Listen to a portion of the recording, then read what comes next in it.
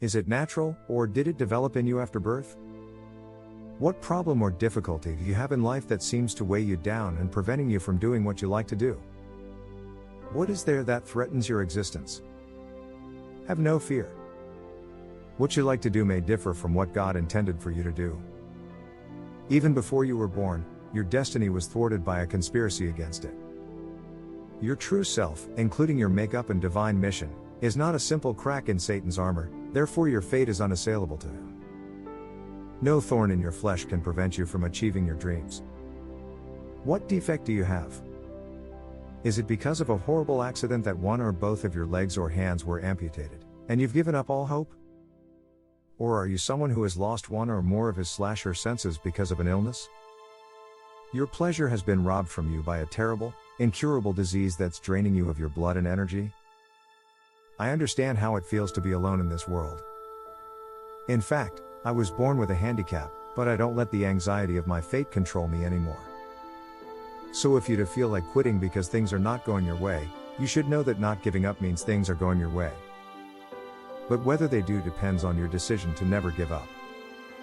Even if your condition prevents you from doing what your ego, your self-esteem, wants you to, it can never keep you from accomplishing the goal of your life. Nothing, because God is unassailable and no force in creation can withstand him. Nothing may hinder or prevent you from pursuing the purpose for which God created you. Your fate will push you to the top for significance.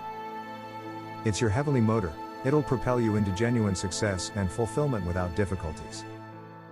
Satan cannot stop the man of destiny. In order to limit you, Satan attempts to divert your attention away from the thorns in your flesh and onto the briars in your mind, but you look at your target market and try to figure out how you can exploit it. Whether it's brief or long term, the thorn is not in your spirit.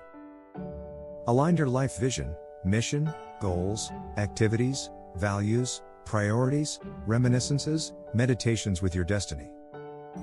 Align your everyday life to that of an exemplary person.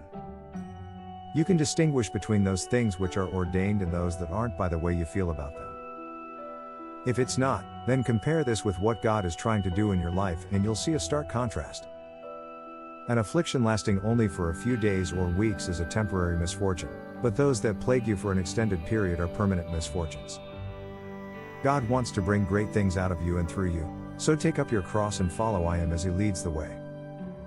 God designed this route for you because he believes in your future. As long as you believe in your future, there's no reason to fear defeat, because defeat comes before victory. The more you advance forward, the greater your personal influence is with people and nations whom God wants to bless through you. Your past has not yet defeated you, it can never do that. It can't overshadow your present because that would mean you're already defeated, leaving no room for victory. And that, your present, is all you can ever be certain of having. You are never without hope because it's in the future where things happen. As long as you understand how God works through history, then what he will accomplish by causing things to happen in the future seems just around the bend. The time to be frightened or filled with anxiety is not when God does something wonderful in your life, but when he doesn't. To put it another way, if you're still alive, breathing and thinking, then God has not yet abandoned you because he would have done so already. That means you've been given another chance. One of the most tragic things in life is when a person's prayers remain unanswered because they cannot see God changing them. But there are 3 ways to ensure your prayers will be answered. Always maintain a positive attitude, stay on course and not veer off track, and never give up. I tell you, your heart will begin pumping faster, sending blood racing through your veins the instant you make a firm decision to never give up.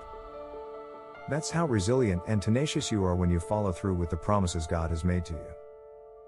Here, indolence is from Satan because anything he can't stop or stop from happening, he tries to stop us from having the same attitude as Christ toward it.